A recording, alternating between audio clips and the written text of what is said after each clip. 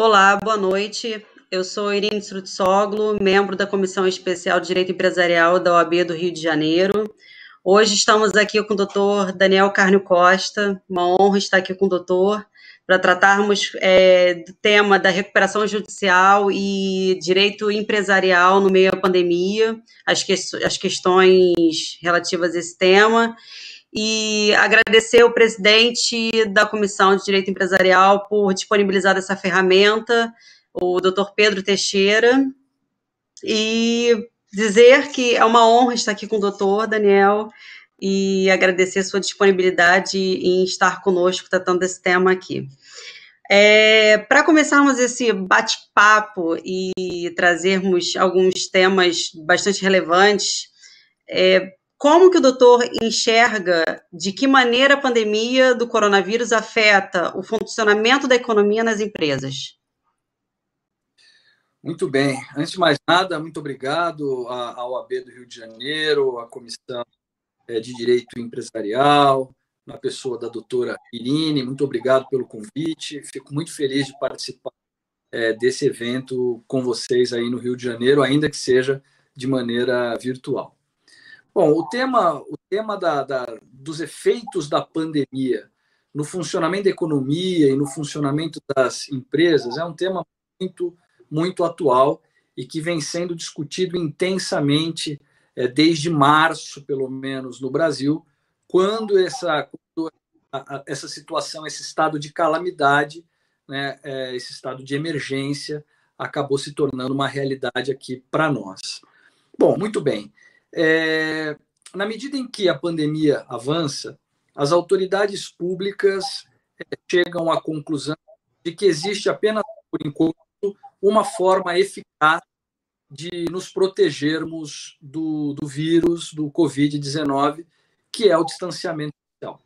Então, as autoridades começam a impor medidas de distanciamento social que acabam evoluindo, inclusive, para medidas de quarentena, de lockdown, e essas medidas de distanciamento social e de quarentena, que estão sendo implementadas no mundo inteiro e não apenas no Brasil, impactam de maneira importante o funcionamento da economia e o funcionamento das empresas em geral. E de que maneira esse impacto se dá? Como é que isso acontece?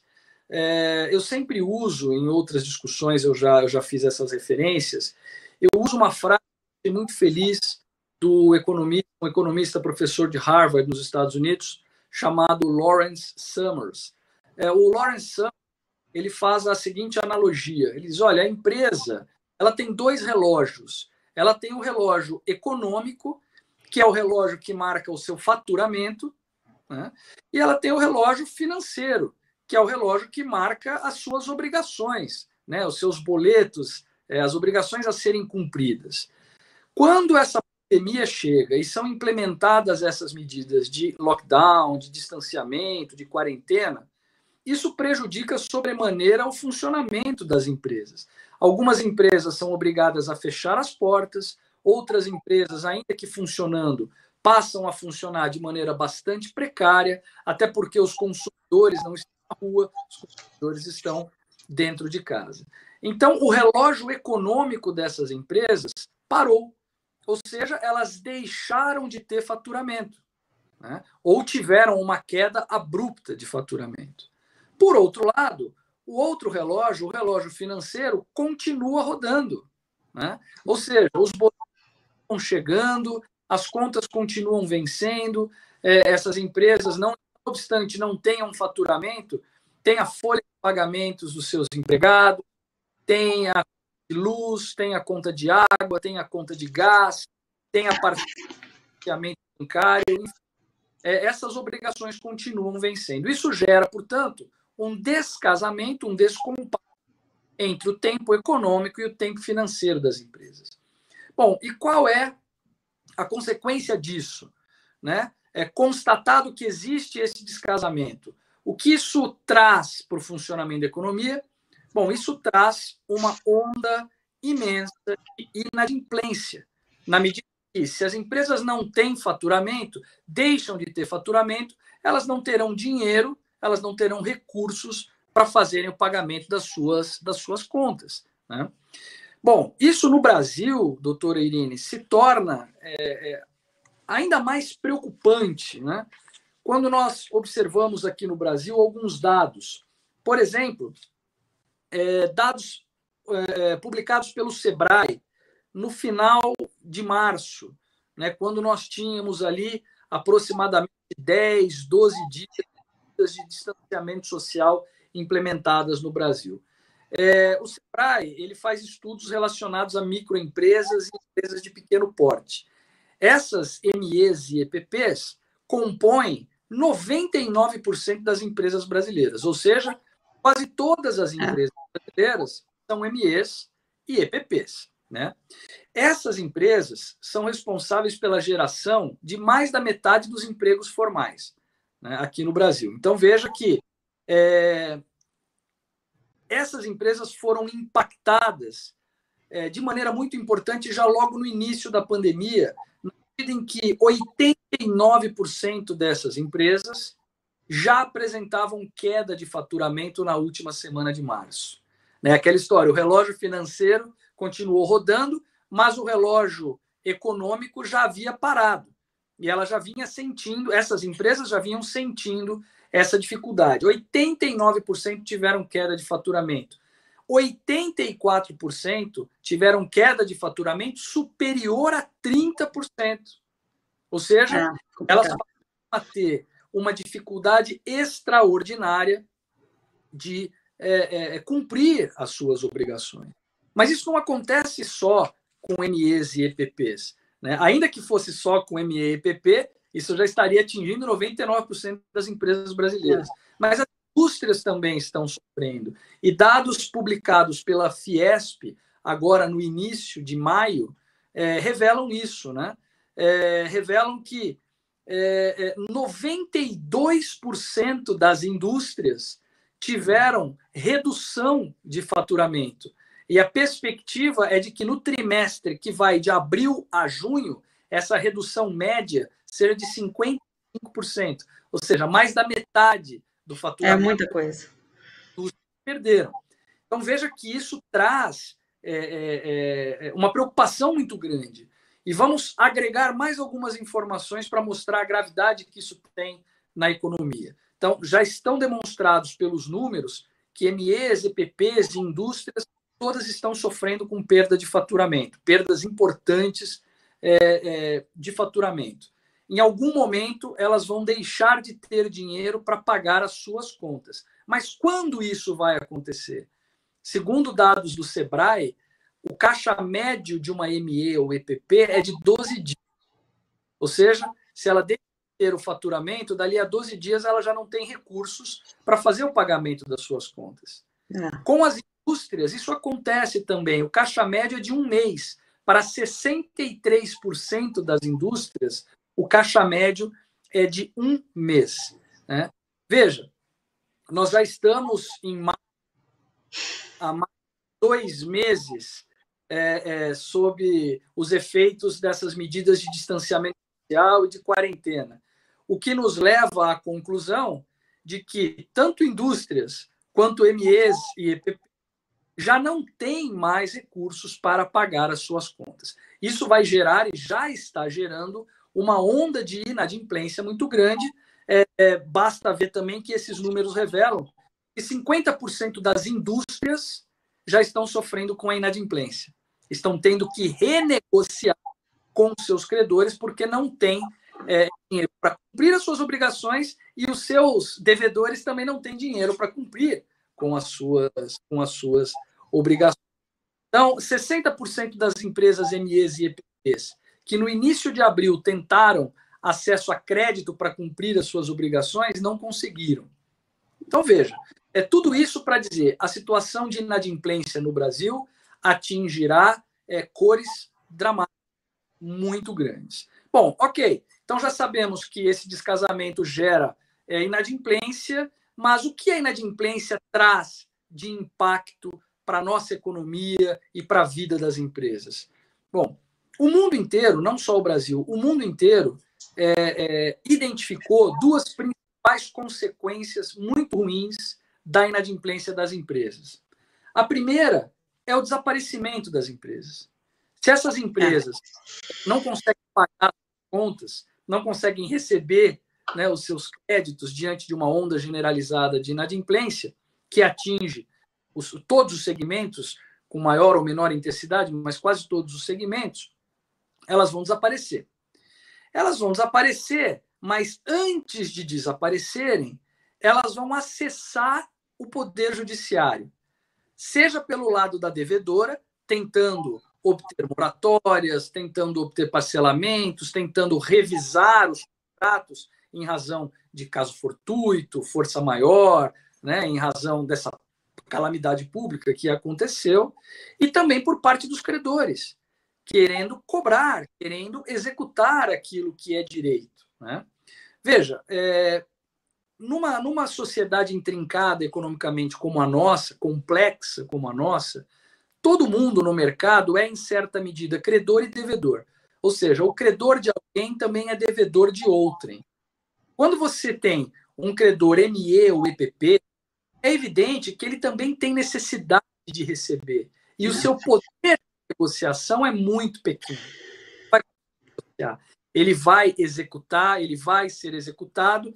No fim do dia, o que nós vamos ter? O desaparecimento das empresas durante esse período de pandemia e uma onda de acesso ao judiciário muito grande, né, que pode levar ao colapso do Poder Judiciário, colapso, para fazer uma analogia com o que a gente fala sobre o sistema de saúde, né?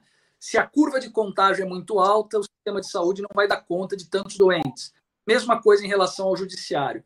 Se a curva de acesso ao judiciário, se o número de ações for muito alto, né, o Poder Judiciário também não vai conseguir dar conta disso. Ele vai se tornar disfuncional. Ou seja, não vai adiantar mais. Eu, como credor, vou acessar o judiciário para tentar executar o meu crédito e não vou conseguir, porque o Poder Judiciário não vai conseguir dar respostas adequadas em tempo adequado, também em tempo necessário. Bom, agora a pergunta que resta é: qual então é a solução? O que nós devemos fazer para neutralizar esses problemas todos, né? Porque nós precisamos evitar que empresas desapareçam e precisamos preservar a funcionalidade do Poder Judiciário. Bom, algumas soluções estão sendo estudadas e implementadas no mundo. O Lawrence Summers, por exemplo, assim como David Skill, que é um professor norte-americano da Universidade de Pensilvânia, eles entendem que a medida adequada é uma medida de alívio financeiro combinada com aumento de liquidez. Ou seja, os governos deverão atuar para aumentar a liquidez financeira para que os bancos possam emprestar dinheiro para essas empresas.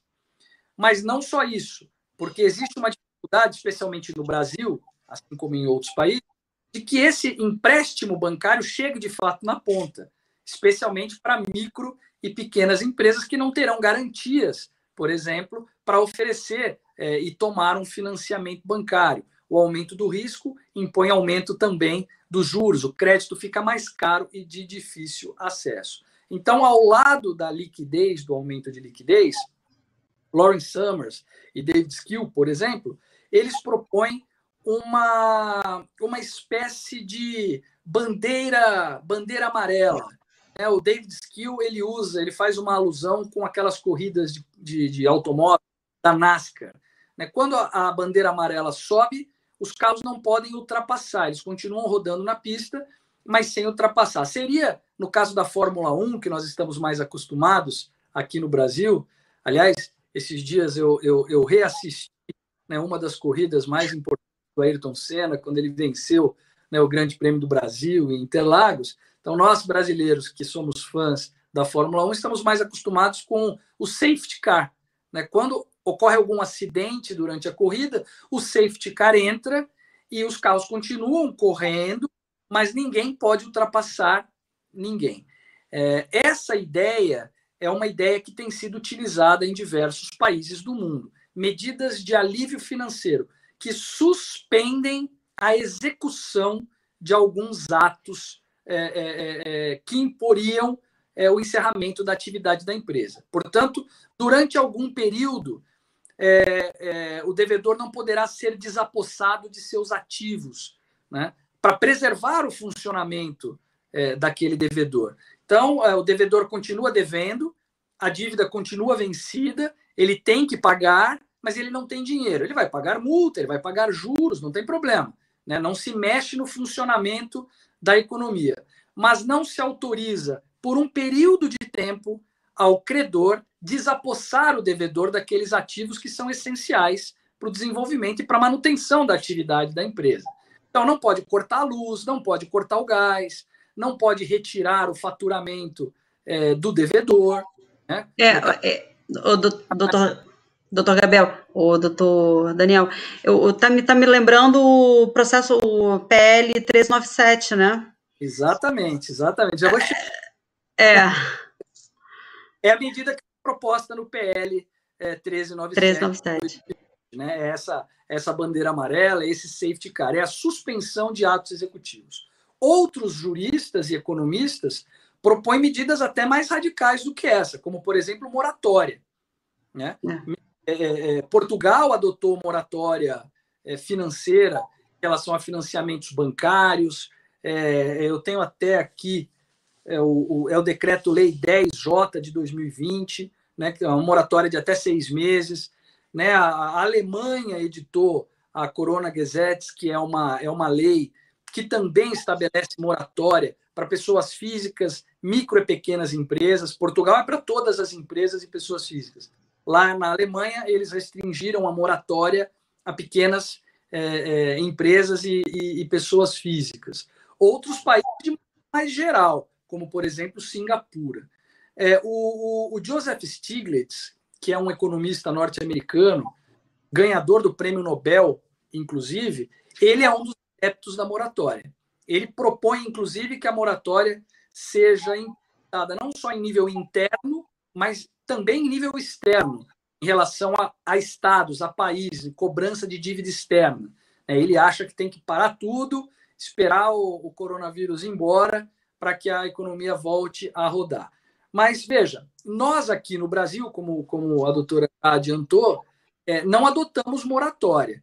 Eu percebo uma confusão nessas discussões acerca do PL 397, né? E o pessoal diz, não, a moratória é um cheque em branco, nós não podemos adotar moratória. Então, vamos deixar bem claro, nós não adotamos moratória.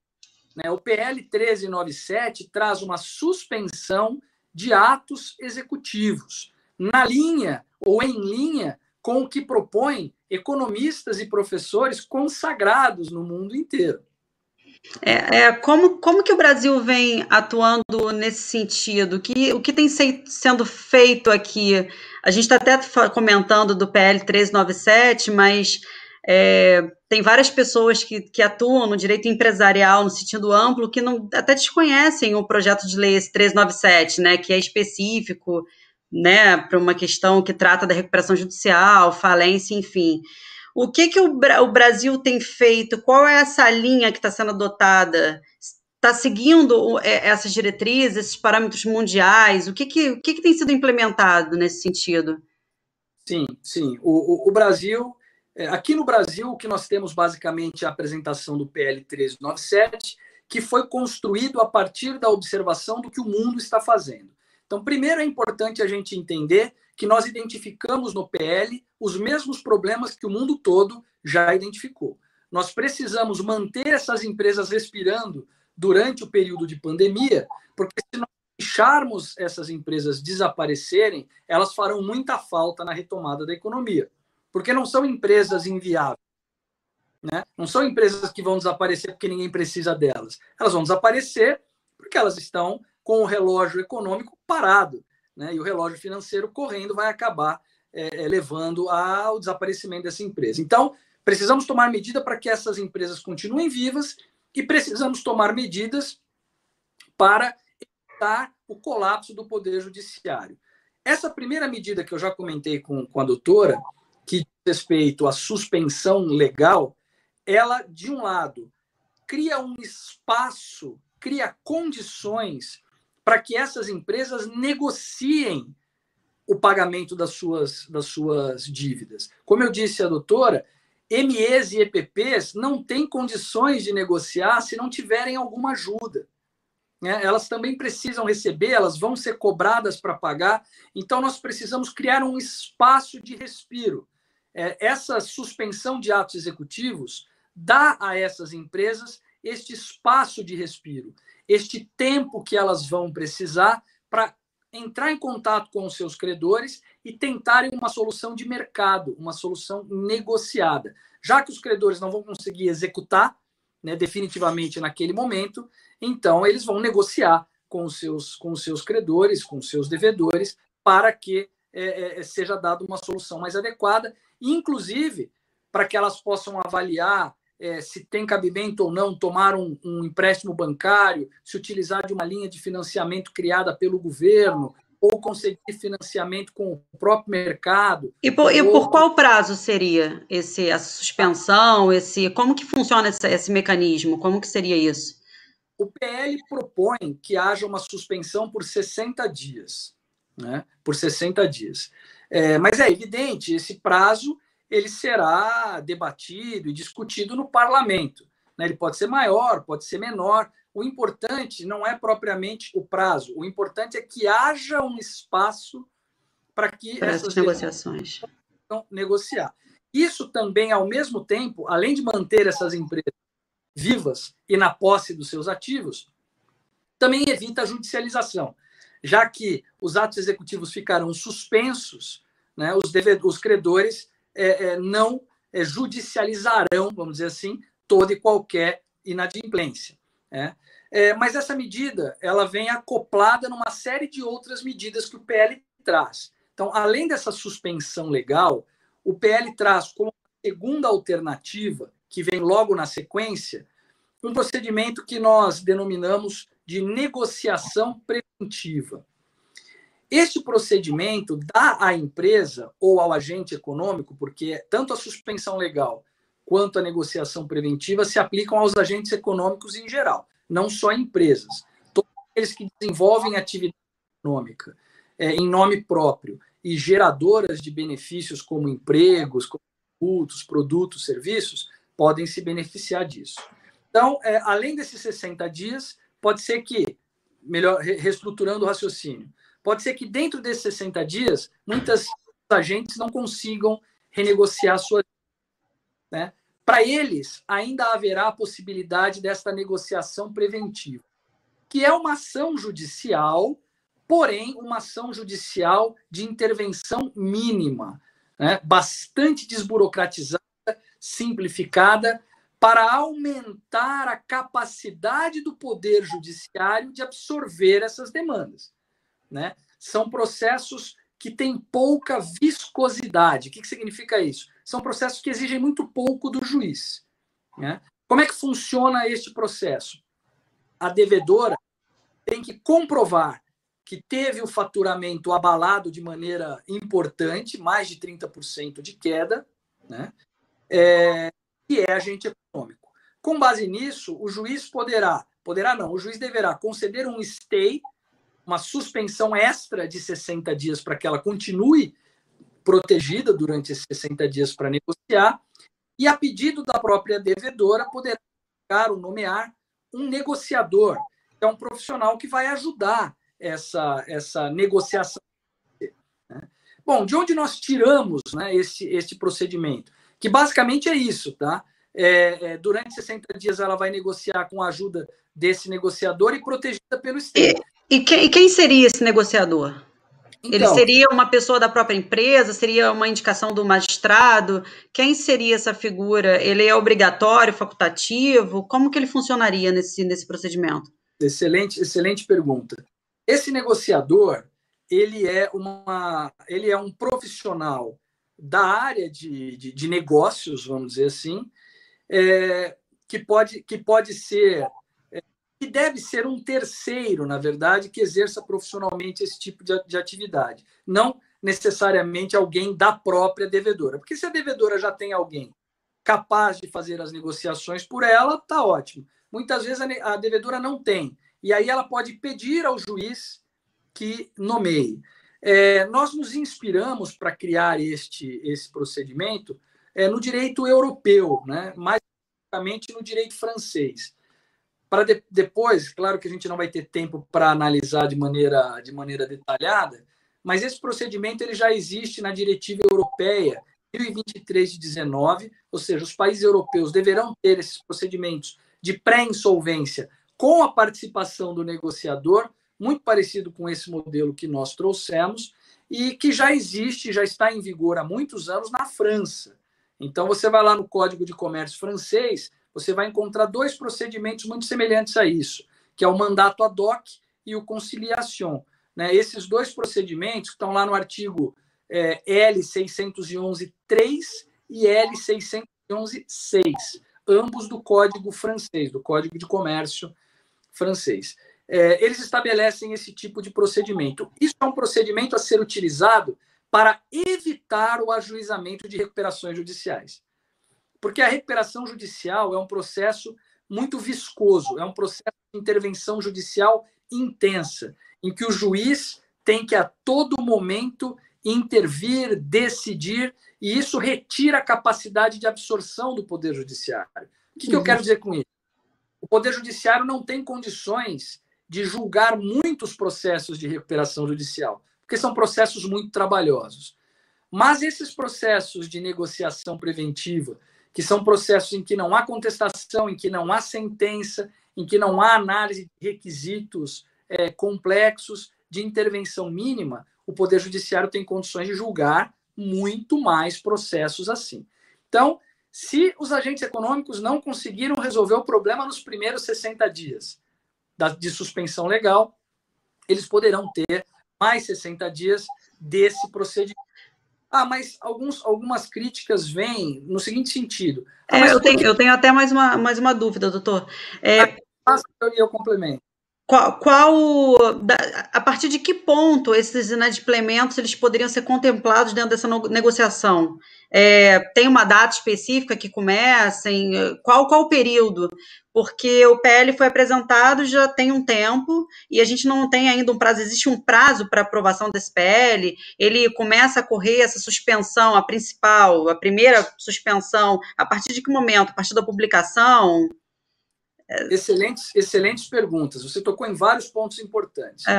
Primeiro ponto, quais dívidas estariam suspensas? Exato.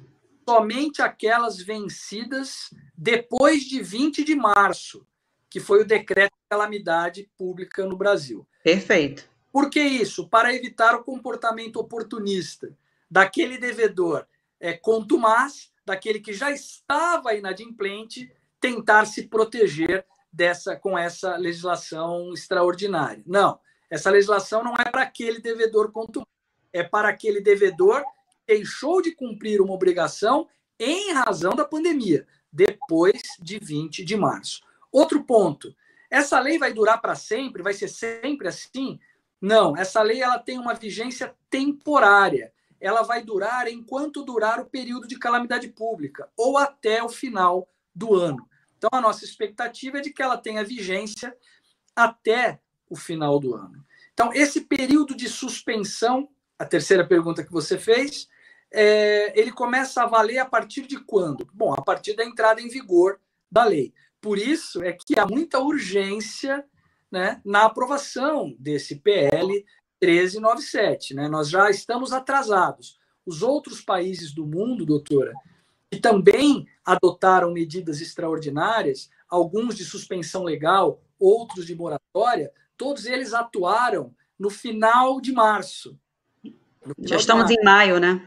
Nós aqui no Brasil já estamos em maio. É certo que nós estamos um pouco atrás nessa curva, porque essa pandemia veio, né, da Ásia para cá, então atingiu os países europeus antes de atingir o Brasil. Mas mesmo levando em consideração essa circunstância, a senhora está correta, nós já estamos atrasados. Os números mostram que a situação das empresas é dramática e que se nós não tivermos essas ferramentas, né, em um prazo curto, as empresas vão desaparecer e o Poder Judiciário corre o risco de colapsar. Tá? Bom, mas isso é apenas parte das nossas ações. Né? das nossas avaliações, vamos dizer assim. Além disso, não só o Brasil, mas também o mundo tem tomado medidas para facilitar o acesso das empresas à recuperação judicial, né? ou aos mecanismos de recuperação empresarial. Por quê? Porque essas medidas preventivas, que são a suspensão legal e a negociação preventiva, podem não ser suficientes para todas as empresas. Então, a expectativa é que a negociação, a suspensão automática, né? Essa suspensão legal e a negociação prévia deem conta de resolver boa parte do problema das empresas ou de boa parte das empresas. Mas pode ser que não resolva de todo mundo. Então, nós temos também que facilitar o acesso à recuperação judicial. Eu até já fiz referência àquele economista, né, o Joseph Stiglitz, ganhador do prêmio Nobel. Ele, desde a crise da Ásia, há mais de uma década atrás, vem sustentando a necessidade de nós deles criarem lá nos Estados Unidos, um super capítulo 11. Né, um super capítulo 11, que é a recuperação judicial, que leva em consideração crises sistêmicas. Né?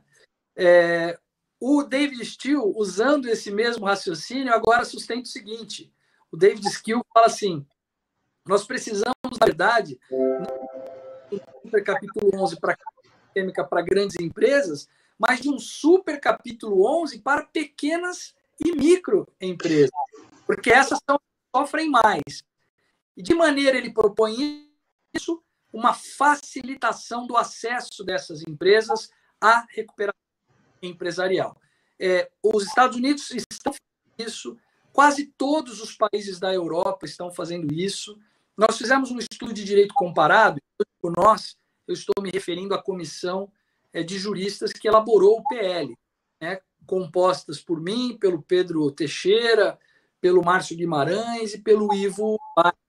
Estamos auxiliando, né, o deputado Hugo Leal na ação técnica desse projeto. Né?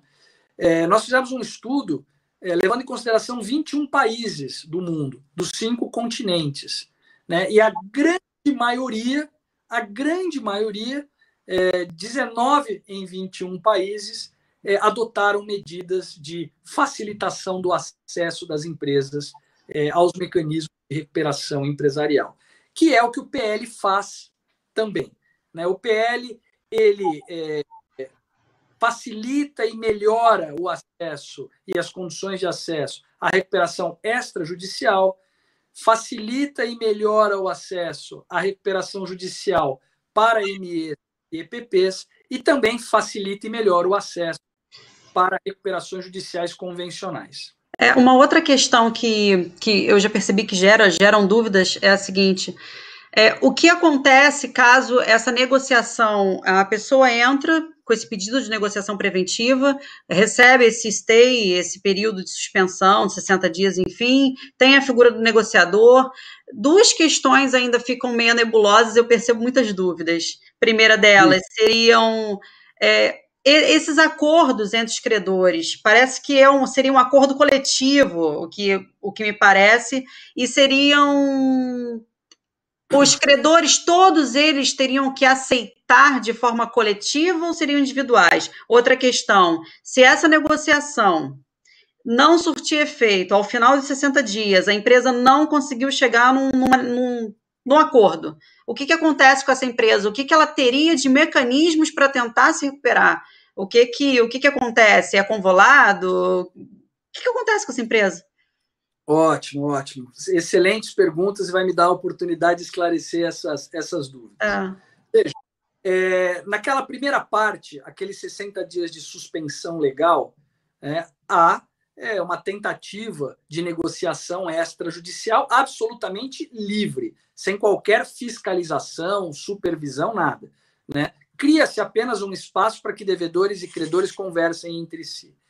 Depois desses 60 dias, quando há a possibilidade da negociação preventiva, o devedor requer a negociação preventiva, tem uma proteção de mais 60 dias de stay e pode ter a ajuda daquele negociador. Essas negociações são coletivas? Não. Essas negociações são individuais. É obrigatório negociar? Também não. Os credores vão negociar com a devedora se assim desejarem. Os credores vão fazer os acordos que eles acharem que é conveniente fazer. Então, se eu quero fazer um acordo com aquela devedora numa negociação preventiva, eu faço. Se eu não quero, tá ótimo, eu não faço, né? Ao final dos 60 dias, nós teremos alguns acordos que foram feitos e teremos diversos outros acordos que não foram feitos. Qual é a solução? O que acontece? Absolutamente nada. Essa devedora vai apresentar um relatório dizendo quais foram os acordos feitos e aqueles acordos vão valer apenas para quem aceitou. Quem não aceitou os acordos terá a possibilidade de prosseguir nas suas execuções, de voltar a cobrar aquelas dívidas normalmente. Tá? Então, não há convolução em falência, não há vinculação dos dissidentes àquilo que foi acordado com um grupo de credores. Essas negociações, até esse momento, são negociações individuais e não negociações coletivas. Mas veja o que pode acontecer, e é por isso que eu digo que é importante a gente perceber que essas medidas estão inseridas numa sequência, né? Existe um contexto lógico dessas medidas. Primeiro, suspensão legal, depois, negociação preventiva, depois, os mecanismos de recuperação empresarial que nós já temos. Então, imagine só, eu sou uma empresa, eu consegui negociar com 30% dos meus credores. 70% dos meus credores não aceitou nenhum acordo. Veja, nós aqui estamos criando a possibilidade de uma recuperação extrajudicial com stay para negociação, a credora apresente desde logo que tem a anuência de 30% dos seus credores.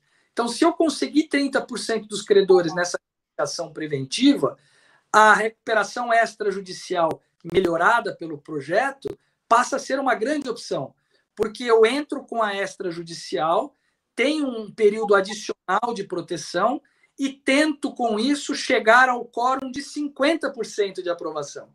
Se eu conseguir convencer, com esse prazo extra, 50% dos meus credores, aí sim o juiz vai homologar este plano e este plano vai vincular a todos os credores. Ou então, de repente, a minha situação não indica que a melhor opção seria essa. Eu posso, então, para uma recuperação de ME e EPP. Eu sou ME e EPP, que é mais barata, não há necessidade de administrador judicial, né? E também tem condições melhoradas para ME e EPP, prazo é maior, um parcelamento maior, porque, como vocês sabem, na recuperação judicial para micro e pequenas empresas, é uma negociação do plano. O plano ele já é meio que parametrizado pela lei, este plano é submetido ali aos credores, e se mais da metade dos credores não concordarem com o plano, há convolução em falência. Esse é o maior risco desse procedimento. Então, o que nós fizemos? Nós melhoramos as condições parametrizadas do plano, mas, principalmente, nós eliminamos o que nós identificamos como sendo o maior motivo de afugentar as empresas desse procedimento, que é o risco de convolução em falência. Então, se mais da metade dos credores impugnarem, o processo será extinto sem julgamento de mérito. Não haverá convolução em falência. E quais seriam os créditos que poderiam ser negociados? Todos os créditos poderiam estar dentro dessa negociação? Todas as execuções, elas são suspensas? Como que ficaria isso? Porque eu vejo que a inadimplência ela é geral, né? Não é só em um segmento, alguns determinados créditos. Como que ficaria isso para o empresário? Essas medidas de suspensão legal, né, geram a suspensão das execuções, independentemente da natureza do crédito. Ou seja, todos os estarão sujeitos a isso. Né? Na negociação preventiva, todos os créditos estarão sujeitos a isso. Mas quando nós vamos para os mecanismos legais de recuperação empresarial, recuperação judicial, extrajudicial, MP, ME, EPP, aí nós mexemos nos créditos sujeitos. Continua valendo a regra que hoje vale da Lei 11.101. só créditos sujeitos à recuperação judicial é que estarão impactados aqui neste procedimento. Então, antes de recuperação empresarial, todas as execuções ficam suspensas. Não todas as execuções, os atos executivos ficam suspensos. Alguns deles, aqueles que são expressos lá no PL. Mas quando nós vamos para recuperação judicial, aí, por exemplo, créditos garantidos fiduciariamente não estão sujeitos, créditos tributários não estão sujeitos, né? Aqui vale uma observação. Uma das modificações que nós fizemos para ME e EPP foi também a ampliação da abrangência dessa recuperação, porque hoje ela não inclui créditos trabalhistas, né? Então, o PL estabelece que créditos trabalhistas também estarão sujeitos, né, a esse tipo de recuperação, o que dá mais potência a essa ferramenta, e é absolutamente necessário que se dê potência a essas ferramentas num período como esse. Como que ficariam, por exemplo, nós percebemos algumas críticas, né, com relação ao PL, e as pessoas confundem muito e chamam de é uma moratória, ou então é um verdadeiro calote, é um calote coletivo. Diversas foram as críticas, né, e críticas até, digamos assim, críticas sem uma sugestão, de fato. Como que de fato acontece? Como que é isso? Essa talvez seja a crítica mais injusta, né, ao PL, porque não encontra amparo no texto do PL, né? Não existe moratória. O que existe é a suspensão de atos executivos, alguns atos executivos, né? O que tem uma abrangência menor do que o stay da recuperação judicial. Ninguém diz que o stay seja moratório, né?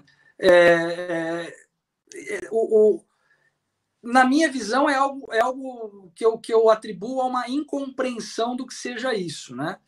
Alguns países adotaram moratória, né? Eu nem acho que seja uma resposta inadequada, né? Gente muito boa tenta que a moratória seja adequada. Inclusive, por exemplo, Singapura. Singapura é um dos principais hubs financeiros do mundo. A Alemanha é a maior economia da Europa. Se a moratória fosse algo que não fizesse sentido, Singapura e a Alemanha não usariam. Então, eu não acho que seja algo despropositado. Mas, quando nós fazemos estudo de direito comparado, a gente tem que ter atenção ao seguinte fato. Muitas vezes, nós devemos levar em consideração aspectos culturais próprios do Brasil antes de importar determinados institutos. Como eu costumo brincar, a gente tem que domesticar, né, esses institutos importados. Então, moratória no Brasil tem uma carga muito negativa. Quando se fala em moratória no Brasil, você já associa a calote, né? Uhum. Então, assim, moratória no Brasil. Ok, por isso nós não adotamos a moratória. Por isso nós adotamos aquilo que propugna o David Siegel, aquilo que propugna o Lawrence Summers, né? Que não é uma moratória, é uma suspensão de alguns atos. A dívida vence, os encargos moratórios vão existir, o devedor não está estimulado a não pagar, porque se ele não pagar, ele terá que pagar juros, ele sofrerá as consequências desse não pagamento. A única diferença é que nós não permitiremos que o devedor seja desapossado imediatamente de ativos que são essenciais, vitais ao funcionamento, à manutenção do funcionamento da sua atividade. É só isso. Então, ele não será despejado. Ele não terá o faturamento penhorado, por exemplo. Ele ganha um ambiente mais harmônico, né, para que possa negociar e, enfim, negociar de forma saudável, sem uma corda no pescoço, nem sem uma faca no pescoço dizendo assim, olha, você tem que fazer, enfim. Exato, porque imagine, como é que eu vou negociar se já cortaram a luz do meu empreendimento? Né? Se cortaram o gás, se cortaram a internet. Você está sendo despejado. Pois é. Quer dizer, eu não tenho mais sequer a possibilidade de minimamente ter faturamento. As minhas possibilidades de negociação desapareceram. Se esgotaram. E quantos credores vão receber? Apenas alguns credores. normalmente, os credores mais importantes, que são os que menos precisariam receber naquele, a grande maioria também não vai receber, né? E você vai ter ali uma quebradeira em série, né? Como se fosse uma linha de dominó, né? Uma peça caindo sobre a outra, com o colapso do judiciário, o que é o pior dos mundos, né? Então, esta medida de suspensão legal, repita-se, não é moratória, é uma medida de alívio financeiro, é uma medida que permite ao devedor espaço de negociação para que uma solução de mercado seja encontrada. Não se trata de uma medida disruptiva. Não é uma medida disruptiva do funcionamento da economia. Diversos países têm adotado essas medidas. Naquele estudo que eu fiz referência de 21 países, a maioria, 11 de 21 países, utilizaram medidas assim. Portanto, não é algo estranho ao mercado, não é algo disruptivo. É algo necessário. É necessário. Nós não podemos raciocinar as soluções para esses problemas que nós estamos vivendo partindo de uma premissa de normalidade, partindo da premissa de que o mercado funciona de maneira normal. Ele não funciona de maneira normal. Por uma razão muito simples. Há uma ordem estatal de fechamento dos negócios, dos empreendimentos. Então, como que tá caminhando esse PL, esse projeto? Qual é a nossa luz no fim do túnel? Existe uma previsão, alguma coisa que demonstre, que aponte, assim, olha, estamos próximos de ter essa ferramenta para a gente poder criar um ambiente saudável, da gente poder se recuperar? Como que está isso? Já estamos um pouco atrasados, né? Caminhando em maio, indo para junho daqui a pouco. Já estamos muito atrasados na minha visão. Bom, eu sou juiz de direito e atuo no CNJ e, portanto, não me envolvo em questões políticas, né? Não devo, não posso e, portanto, não quero, como diz o ministro Barroso. Então, eu fico aqui como vocês, torcendo para que as coisas deem certo. A minha participação foi pensar, juntamente com os demais membros da comissão, soluções técnicas que dessem respostas adequadas para este problema, ou para esses problemas, e mais, soluções que encontrem correspondência com o que o mundo está fazendo, para que não passemos ao mundo aquela imagem de jabuticaba, né? Olha, o Brasil inventou um negócio lá que só eles acham que vai dar certo. Não, não é isso. Nós estamos propondo medidas aqui que encontram correspondência com medidas que estão sendo propostas em vários outros países e, portanto, que já são conhecidas do mercado. Agora, o andamento político deste projeto lá no Congresso é uma questão que é estranha para mim. Eu fico na torcida, assim como todos, para que isso ocorra. Eu acho que o parlamento ele tem um tempo de maturação, né, para que essas ideias sejam bem compreendidas pelo parlamento. Existem posicionamentos contrários que propõem soluções diferentes. Então, acho que já houve o tempo, né, para que o parlamento tomasse conhecimento de tudo e possa, então, optar pelo que ele entenda que é o mais adequado. Mas qualquer que seja a solução que nós adotemos, essa solução tem que ser urgente. É complicado, né, doutor? E, bom, espero que haja uma luz no fim do túnel e que a gente consiga superar essa crise, né? Mas caso esse PL não seja aprovado, como que o doutor enxerga, até pela sua experiência de juiz de vara empresarial, da primeira vara de falência, enfim, de São Paulo, você está lá dentro do CNJ, enfim, sua vasta experiência, como que o doutor enxerga e qual é o cenário caso essa ferramenta ou outras ferramentas não venham ser implementadas e rápido, né, e logo, como Sim. que... Veja, se nós não tivermos essas medidas que ajudariam a manter as empresas em funcionamento e preservar o poder judiciário, nós vamos ter que usar de maneira mais criativa as ferramentas que já estão ao nosso dispor.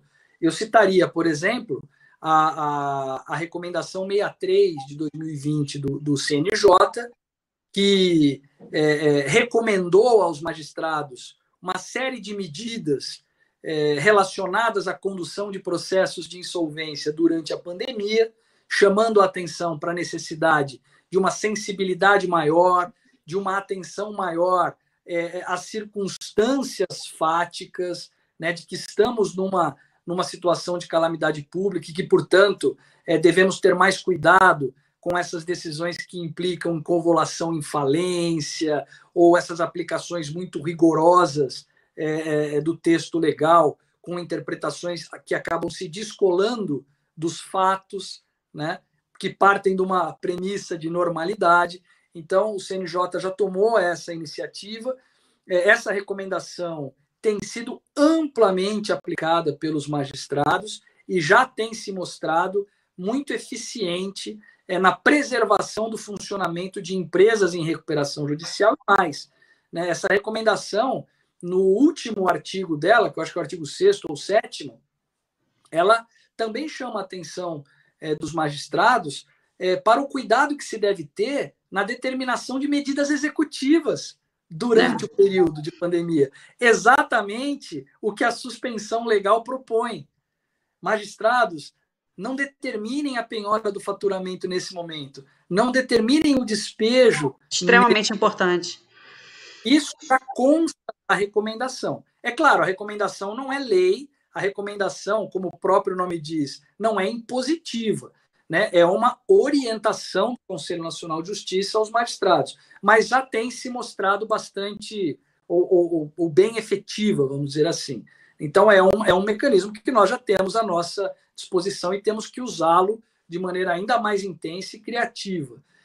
Teremos também, eu acho, né, os estudos mostram isso, né, um aumento significativo da litigância, do número de processos, o que vai exigir dos tribunais também medidas que tendam a preservar o seu funcionamento adequado. O Tribunal de Justiça de São Paulo, por exemplo, editou o provimento 11, Corregedoria Geral de Justiça do TJ de São Paulo editou o provimento 11, criando um setor de mediação e conciliação pré-processual para questões empresariais, né? Essa é uma forma também de se ajudar nesse aspecto de preservação do judiciário, evitando que todas aquelas inadimplências se transformem imediatamente em ações judiciais.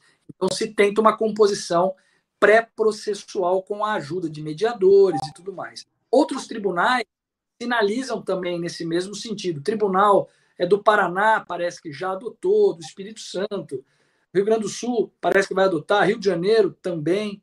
Então, assim, são essas alternativas que nós já temos e que também nos ajudam a enfrentar esse momento difícil. Agora, eu acho que o pior comportamento que nós podemos ter é ficar sentados esperando a onda chegar. Doutor, só para finalizar aqui, que o nosso tempo está assim, super apertado, com relação às empresas que já se encontram em recuperação judicial, existe alguma flexibilização, só pontua rapidamente, alguma flexibilização para que não se convole em falência e como que essas empresas elas podem tentar superar, porque elas já estão com a corda no pescoço, né? Como que elas conseguem sair? A doutora diz no PL ou no que está acontecendo? No que está acontecendo. No que está acontecendo já hoje, se o PL ele prevê alguma modificação, alguma coisa que auxilie, que venha auxiliar essas empresas. Sim. Hoje, a recomendação 63 de 2020 já recomenda aos juízes que deem às recuperandas um prazo adicional para apresentação de um novo plano e que não convolem em falência aquela recuperação pelo descumprimento de obrigações resultantes do plano anterior e vencidas durante o período de pandemia. A jurisprudência vem amplamente nesse sentido. São pouquíssimas as decisões de magistrados que não seguem essa orientação. A grande maioria tem seguido essa orientação, até porque é uma orientação de muito bom senso e que atende ao que o ministro Barroso chama de normatividade dos fatos, né? Que há uma correspondência entre a interpretação que se faz da lei e a situação fática real. Então, isso daí já vem acontecendo, e acho que a tendência é que aconteça cada vez mais, né? A concessão de prazos para que a recuperanda apresente novos planos. E também a realização de assembleias gerais virtuais. Nós vimos acontecer no caso Odebrecht, em diversos outros casos, com muito sucesso. É uma maneira também de se tentar conciliar esses interesses conflitantes, porque os credores também precisam receber. A devedora se deve dar a oportunidade de renegociar e apresentar um novo plano. Mas quando? Né? Então, a AGC virtual surge aí como uma possibilidade para que esta renegociação aconteça num prazo mais curto, mesmo durante um período em que as pessoas não podem se aglomerar, né, numa AGC presencial. Doutor Daniel, o nosso tempo está super estourado aqui. Eu quero agradecer em nome da Ordem dos Advogados do Brasil a sua presença, sua brilhante palestra aqui, o seu brilhante debate, exposição aqui conosco, em nome também da Comissão de Direito Empresarial daqui do Rio de Janeiro. Doutor Daniel, que para os nossos ouvintes, que é juiz titular da primeira vara de falência e juiz auxiliar do CNJ, também professor da PUC, nosso mestre. Agradeço imensamente, o nosso tempo está super estourado e vamos ver o que nós vamos ter de ferramentas, né, aí para frente, que esse SPL, quando que ele vai ser aprovado, colocado em prática, se será. Tenho percebido uma atuação brilhante dos magistrados por todo o país, do CNJ, buscando, de fato, uma melhoria no sistema, uma melhoria, tentando superar essa crise com que as empresas elas saiam desses grandes profissionais, inclusive os membros dessa comissão que implementaram esse PL, que vem auxiliando, né, o deputado Hugo Leal, e só assim para deixar as suas considerações finais para os nossos ouvintes. Enfim, o que você diria? Eu agradeço mais uma vez o convite, peço desculpas se falei muito, que é muita coisa, a gente quer tratar de todos os assuntos, né? Eu acho que a gente está no caminho certo, doutora. Eu acho que o PL propõe medidas adequadas, endereça de maneira inteligente esses problemas, na medida em que ele o faz com espelhamento no que está sendo feito no mundo todo, portanto, aproveitando essa experiência internacional para a solução dos nossos problemas. Eu acho que, como diz o Aron Acemoglu, que é um outro economista também ganhador do Prêmio Nobel, nós temos que evitar esta onda de falências. Como diz também o Jean Tirole, que é professor na França, Toulouse, também ganhador do Prêmio Nobel, as MEs e EPPs vão precisar de um auxílio extra para se manterem vivas durante o período de pandemia. Ou seja, acho que nós estamos muito bem acompanhados de opiniões, de juristas, de economistas consagrados. Acho que o caminho é esse, estou absolutamente convencido disso. Fico, assim como a doutora, na torcida para que essas soluções sejam rapidamente implementadas, mas tenho total certeza de que o Poder Judiciário continuará dando respostas. E vem dando respostas, né? Seja através dos juízes, seja através da atuação dos tribunais, seja através do CNJ, para tentar fazer o melhor possível, para tentar manter essa engrenagem girando durante esse período de pandemia. Então, muito obrigado. Doutor Daniel, nós que agradecemos, muito obrigada pela presença.